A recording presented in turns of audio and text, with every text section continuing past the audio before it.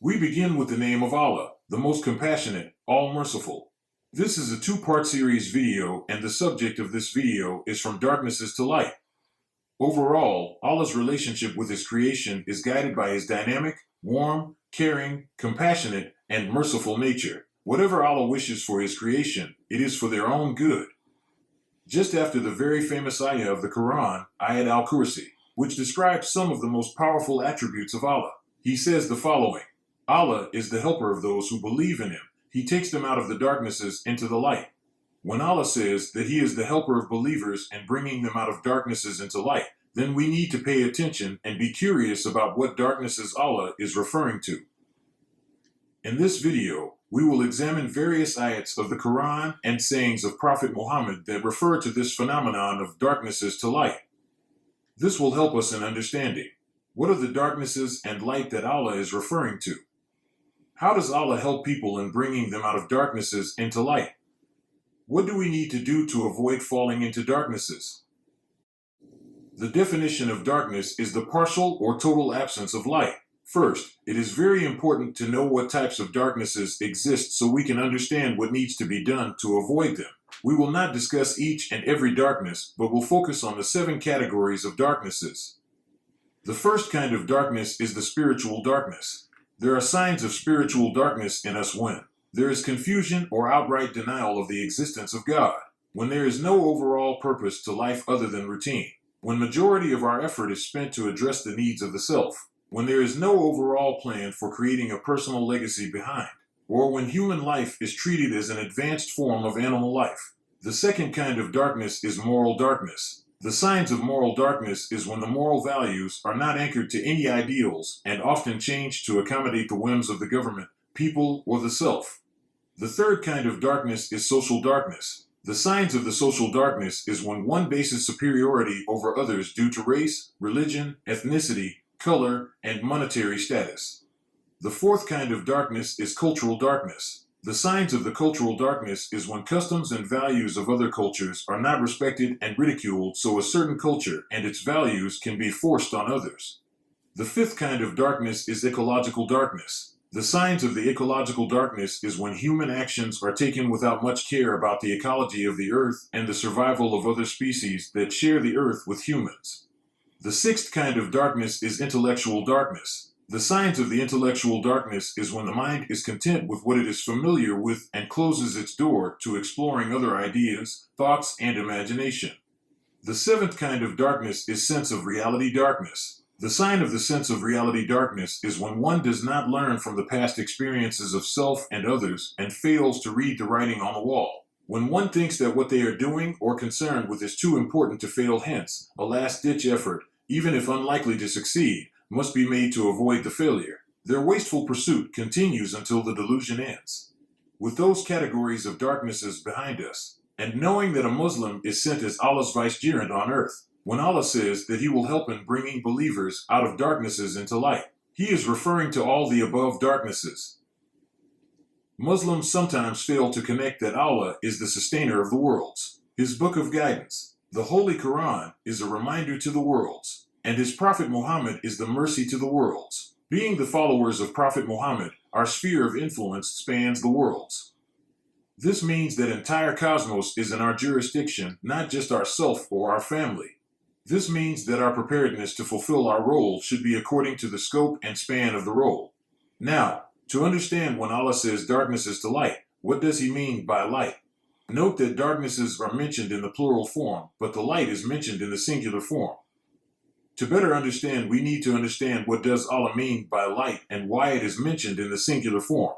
Believe it or not, something as basic as light is still pretty much a mystery, even with all the advances of modern science in the past century. Modern physics tells us that light is a packet or carrier of energy that transports energy from one point to another in the universe, yet it has no mass. Its nature of energy transport is quite mysterious as well. The light behaves like a particle and a wave at the same time. To make matters even more mysterious, scientists tell us that light is conscious. Light is acutely aware of being observed by an observer or not. Its behavior changes when it is being observed from its behavior, when it was not being observed. Light plays a key role in the formation of matter in the universe. The interaction between the photon and electron and exchanging energy in the process is fundamental to the formation of atoms and complex molecular structures. Modern science tells us today that we are essentially the creation of light, as our bodily form is due to fast movement of light in a very confined space called particles. We also know that light plays a critical role in the photosynthesis process in plants, which helps in cooking the food for plants to grow and is also used by the inhabitants of Earth to sustain life. In short, life as we know it will not be possible without light. The definition of light provided in the dictionary states that light is a natural agent that stimulates sight and makes things visible. Visibility of things drives curiosity to examine them, which in turn drive us to get knowledge about those things, and which ultimately result in some sort of benefits for the human beings or other life forms in general. In summary, knowledge about things results in some form of practical usage that provides benefits to the observer. This is only made possible by light. Therefore, all knowledge and its related benefits in this universe is fundamentally dependent on the light. Without light, there is no matter. Without light, there is no knowledge, and without light, there are no benefits for the observer. This conclusion is so important that it is worth repeating. Without light, there is no matter. Without light, there is no knowledge, and without light, there are no benefits for the observer. Establishing that, the next logical question is whether we see everything in the universe, and do we have the information or knowledge about everything? The short answer is no, not even close. Let's examine the details now. The eyesight of human beings is quite limited. The actual light spectrum is quite wide, but the human eye is only able to see a very small part of it. It is called the visible spectrum. When we look at the entire spectrum of light, we realize that we can only see a very limited portion of it with our eyes. Even with the advances in science to capture light in the infrared spectrum, the overall visibility of human being is extremely limited. Imam Ghazali, a famous thinker and scholar of Islamic tradition, once said the light is an expression by which things are made visible. If the visible spectrum is an expression that provides information on things we can see, then imagine how much information is out there that we cannot see or experience due to our inability to see the complete spectrum of light.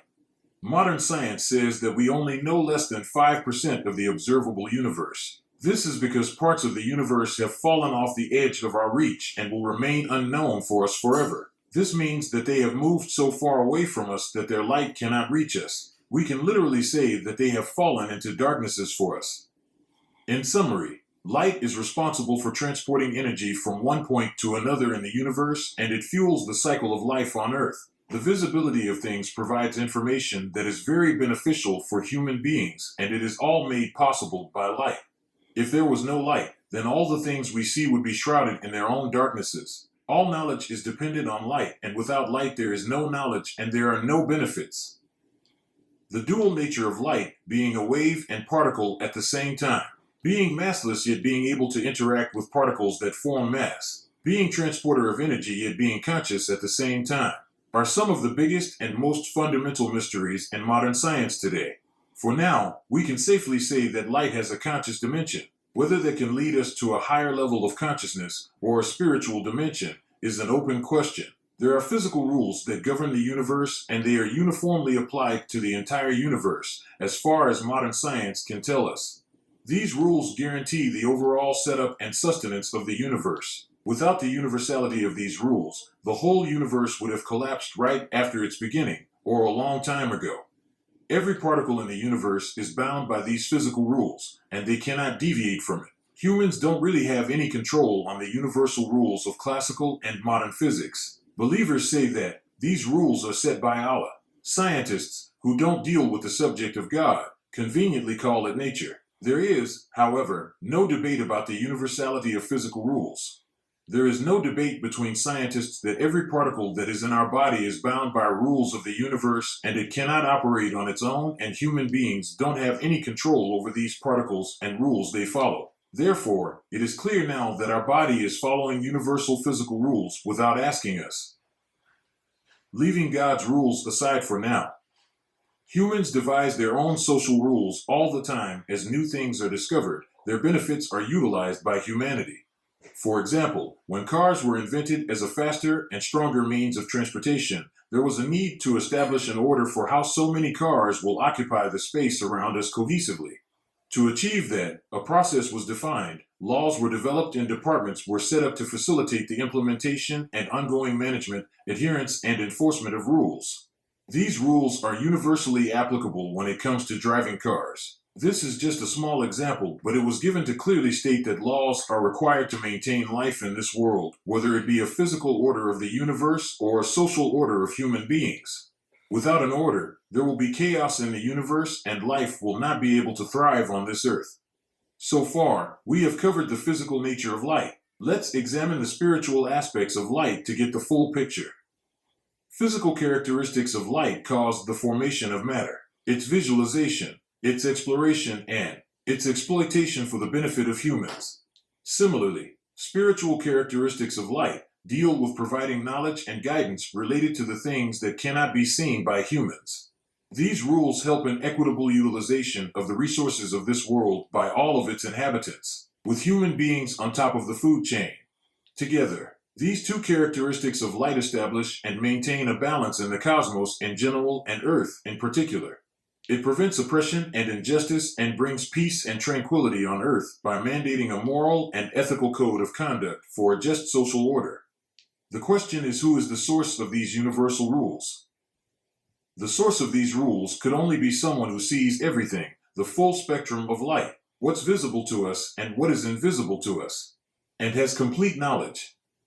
The source is also aware of all kinds of darknesses that could emerge in the absence of moral rules, especially in the case of human beings. Can humans be the source of all rules?